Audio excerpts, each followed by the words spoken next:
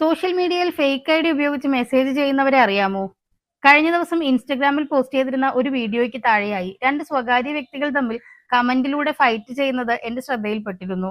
ഏതോ ഒരു കാരണത്തിന്റെ പേരിലാണ് രണ്ടുപേരും തമ്മിൽ ചർച്ചയിൽ ഏർപ്പെട്ടിരുന്നതെങ്കിൽ പോലും അതിലെ ഹേതുവായ വിഷയം അതിലൊരാൾ ഉപയോഗിച്ചിരുന്നത് ഫേക്ക് ഐഡി ആണ് എന്നുള്ളതായിരുന്നു.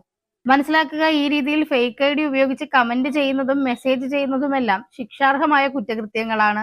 അതായത് സ്വന്തം ഐഡന്റിറ്റി മറച്ചു വെച്ചുകൊണ്ട് മറ്റൊരാളാണ് എന്ന വ്യാജേന അല്ലെങ്കിൽ മറ്റൊരാളാണ് എന്ന രീതിയിൽ ചാറ്റ് ചെയ്യുകയോ കമന്റ് ചെയ്യുകയോ മാനിപ്പുലേറ്റ് ചെയ്യുകയോ ഒക്കെ ചെയ്യുന്നത് സൈബർ കുറ്റകൃത്യങ്ങളാണ്.